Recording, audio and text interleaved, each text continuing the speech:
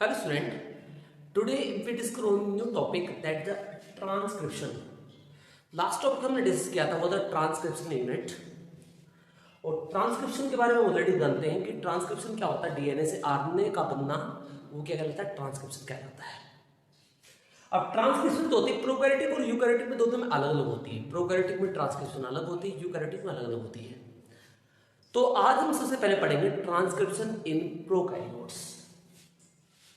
तो यहाँ पे फर्स्ट हम पढ़ेंगे यहाँ पे ट्रांसक्रिप्शन इन प्रोकैरियोट्स।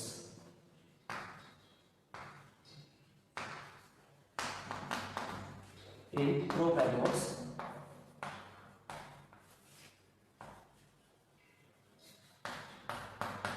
यानी बैक्टीरिया के अंदर ट्रांसक्रिप्शन कैसे होगी, बैक्टीरिया के अंदर ट्रांसक्रिप्शन कैसे होगी इसके बारे में हम यहाँ पे पढ़ेंगे। राइट, अब देखिए सबसे पहले देखिएगा कि यहाँ पे कौन कौन से एंजाइम इन्वॉल्व होते हैं, इसके बारे में डिस्कस करेंगे। देखो इसमें तो जनरली एंजाइम्स होने इन्वॉल्व होते हैं। यहाँ पे जो एंजाइम्स होंगे, एंजाइम्स, इसमें सबसे मेन एंजाइम्स यहाँ पे होता है वो होता है आरएनए पॉलीमरेज। जो आरएनए पॉलीमरेज या आरएनए पॉल इसको बोलते हैं, वो एंजाइम यहाँ पे जनरली इन्वॉल्व होगा। राइट, और कुछ यहाँ पे प्रोटीन भी इन्वॉल्व होती है। एक होती है यहाँ पे इनिशिएटर प्रोटीन जो उसको स्टार्ट करवाती है।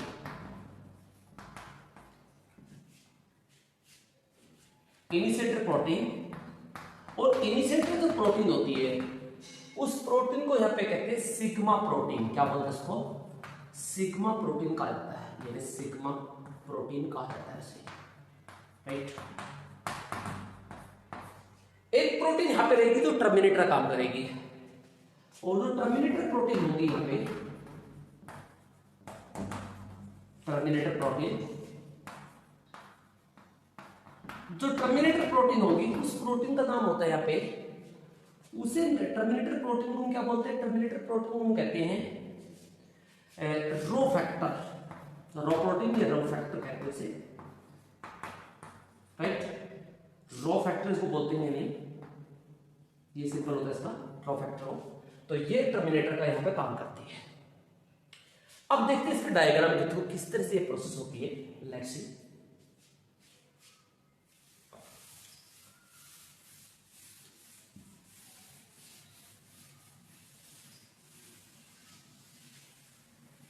देखो डायग्राम में थ्रू देखिएगा, ये स्टेप तीन फॉर्म में होगा। एक होता है इनिशिएशन, एक होता है इलोंगेशन, तीसरा होता है टर्मिनेशन। तो सबसे पहले हम करेंगे इसके अंदर इनिशिएशन। देखो इनिशिएशन में क्या होता है, ये मान लीजिए डीएनए है,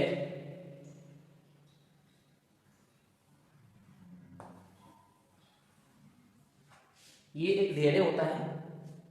अब डीएनए की मान लीजिए ये पॉजिटिव 3 प्राइम है और ये 5 प्राइम है, और ये यहाँ पे 5 प्राइम है, और तो ये 3 प्राइम है। अब ऐसे मान लीजिए। तो सबसे पहले क्या होता है, सबसे पहले इसके अंदर यहाँ पे कुछ बीच में तो बेस पेयर होते हैं। यहाँ पे आपको पता है इस डीएनए के अंदर आपको बेस पेयर आपको मिलेंगे इस तरह से। ये बेस पेयर इस तरह से यहाँ पे रहते हैं। तो सबसे पहले क्या होता है, यहाँ पे ये बेस पेयर बीच से तोड़, इनके बीच में जो बॉन्ड होता है वो टूट जाते हैं। यहाँ पे इनके बीच में बॉन्ड टूट जाएंगे, और जो बॉन्ड टूट जाएंगे तो ये एक बीच में एक बबल शेप बन जाएगा। क्या बन जाएगा, बबल शेप। तो इस बबल शेप स्ट्रक्चर को कहते हैं डीएनए बबल। क्या बोलते हैं इसको, डीएनए बबल्स कहते हैं इसको, बबल कहते हैं। तो डीएनए बबल्स जो होता है वो आरएनए पॉलीमरेज के लिए एक ऑप्टिमम स्पेस होता है जहां पे आरएनए पॉलीमरेज काम करता है।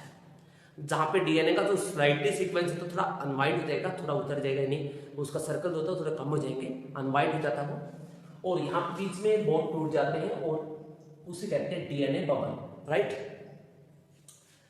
तो यहाँ पे एक एंजाइम काम करेगा। सबसे पहले एक एंजाइम आएगा, इसका नाम, और ये एंजाइम होता है, इसका नाम था आरएनए पॉलीमरेज।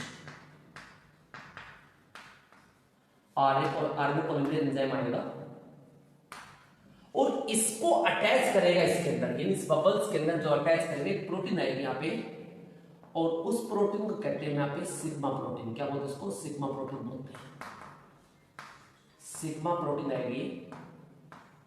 और जो सिग्मा प्रोटीन होती है, यानी सिग्मा प्रोटीन होती है इनिशिएटर का काम करती है, ये इसके साथ जुड़ेगी, यानी जो बॉन्ड टूटे वही यहाँ पे जुड़ेगी इसमें साइड में, राइट।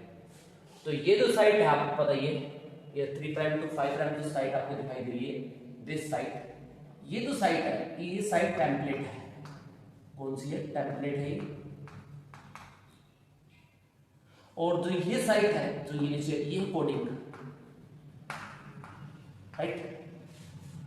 तो ये यहां पे बाइंड अप होगा इस साइड के बीच में, और इसके अपोजिट टेम्पलेट के अपोजिट आरएनए को बनाएगा यहां पे। तो ये होती है इनिशिएशन, यानी आरएनए पॉलीमरेज से सिग्मा जुड़ेगी और सिग्मा भी इसको अंदर भेजेगी और ये अपनी प्रोसेस क्या करता है? स्टार्ट करेगा। और जहां पे आरएनए पॉलीमरेज जुड़ेगा वो साइट क्या बोलते हैं? उस साइट को कहते हैं यहां पे प्रमोटर। क्या बोलते हैं उसको? प्रमोटर बोलते हैं। और जो सबसे पहले आरएनए का जो सीक्वेंस निकलेगा, जहां से सबसे पहले बेस पेयर सिंथेसिस होगा, मान लीजिए सबसे पहले यहां से एडेनिन है, अगर सबसे पहले एडेनिन के अपोजिट मान लीजिए यहाँ पे यूरेसिल निकला, तो सबसे पहले जो साइट वहां पे निकलेगी, जो सबसे पहला बेस पेयर निकलेगा, वो बेस पेयर कहलाएगा -1 प्राइम। क्या बोलते हैं उसको? -1 प्राइम बोलते हैं। या फिर इस साइट को -1 प्राइम को एक और नाम देते हैं, -1 प्राइम को इनिशिएटर साइट भी बोलते हैं। क्या बोलते हैं इसको? Initiator site.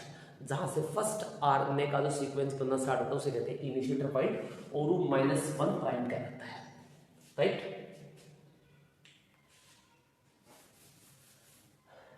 अब उसके बाद सेकंड स्टेप आती है। अब यहां पे इससे ये आरएनए पॉलीमरेज के अंदर जुड़ जाएगा,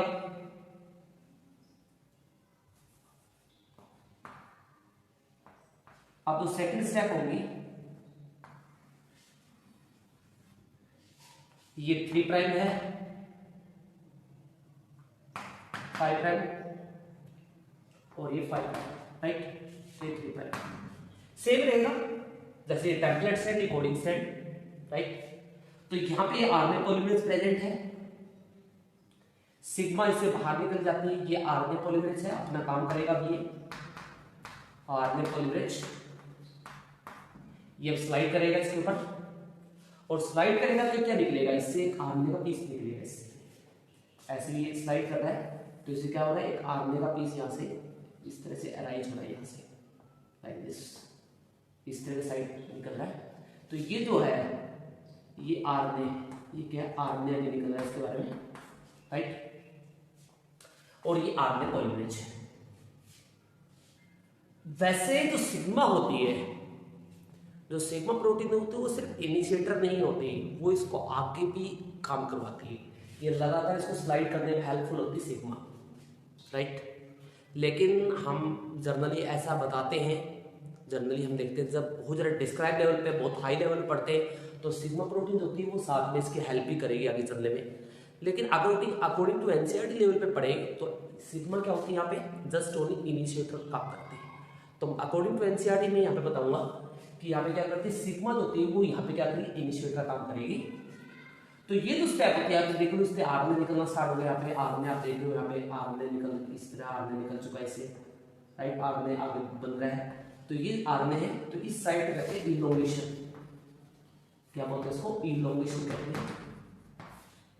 फिर थर्ड साइड आती है, इससे क्या होता है? इस आरएनए के जो पीस होता है ये,